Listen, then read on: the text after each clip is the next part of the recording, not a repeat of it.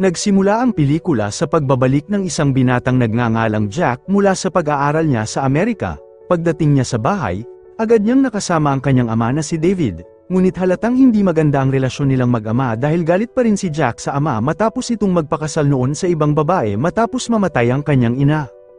Habang nagpapahinga si Jack sa kanyang kwarto, napansin niya ang isang magandang babae na nagsasampay ng damit sa likod ng bahay. Dahil curious siya, bumaba siya upang silipin ito. Doon niya nalaman na ang babae pala ay ang bagong kasambahay nila na si Maria. Noong una, maayos naman ang usapan nila, ngunit nang mabanggit ni Maria ang tungkol sa ina ni Jack, biglang nagalit si Jack at umalis dala ang kanyang kamera upang magpalamig ng ulo. Kinabukasan, habang kumukuha ng litrato si Jack, nakilala niya ang isang babaeng si Becky na agad nagpakita ng interes sa kanya. Ngunit kahit inaakit siya ni Becky, mas gusto pa rin ni Jack na umuwi at makasama si Maria. Habang tumatagal, lalo silang naging close, napansin ni Jack ang kabaitan at pagiging maalaga ni Maria kaya unti-unti siyang nahulog dito. Isang gabi, nagtanong si Maria tungkol sa birthday ni Jack, ngunit bigla na naman itong nagalit dahil ang kaarawan niya rin ang araw ng pagkamatay ng kanyang ina. Dahil doon, sinubukan siyang suyuin ni Maria at humingi ng tawad. Sa pag-uusap nila, naitanong ni Jack kung may asawa ba si Maria, doon ibinahagi ni Maria ang masakit niyang nakaraan. Kwento niya, noong kabataan niya ay nabuntis siya ng kanyang boyfriend, ngunit gusto siyang pilitin ng lalaki na ipalaglag ang bata. Tumanggi si Maria kaya itinago siya ng kanyang pamilya hanggang manganak siya, ngunit matapos manganak, kinuha agad ng kanyang mga magulang ang bata at hindi na niya muling nakita ang anak niya hanggang ngayon. Dahil sa sakit ng kanyang pinagdaanan, hindi na muling nagtiwala si Maria sa mga lalaki. Naawa si Jack kay Maria at mas lalo siyang nahulog dito. Ilang araw pa ang lumipas, umalis pansamantala ang ama ni Jack para sa trabaho at iniwan si Maria upang samahan si Jack sa bahay. Habang magkasama sila, lalo silang naging malapit sa isa't isa.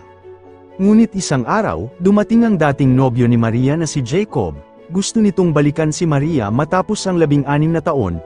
Narinig ito ni Jack at natakot siyang baka mawala sa kanya si Maria.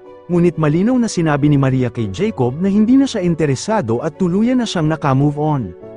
Pagkatapos noon, biglang sinabi ni Jack kay Maria na birthday wish niya ang maging girlfriend siya nito. Nabigla si Maria dahil alam niyang bata pa si Jack at natatakot siyang maulit ang masakit niyang nakaraan. Dahil hindi siya pinansin ni Maria, sinubukan ni Jack na pagselusan ito gamit si Becky, ngunit kahit may pagkakataon na siyang mapalapit kay Becky, si Maria pa rin ang laman ng isip niya kaya iniwan niya ito at umuwi. Pagdating niya sa bahay, nadatnan niyang malungkot si Maria. Doon niya inamin na tinanggihan niya si Becky dahil si Maria lang talaga ang mahal niya. Sa wakas, natunaw rin ang puso ni Maria at tinanggap niya ang pagmamahal ni Jack. Mula noon, naging masaya silang dalawa at mas lalo pang naging malapit.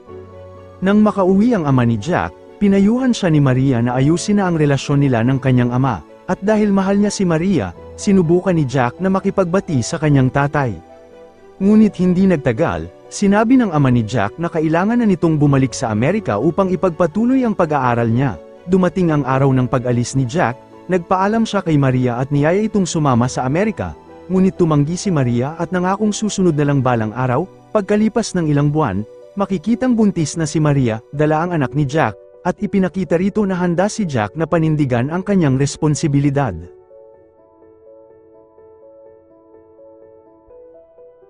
Maraming salamat sa inyong panonood.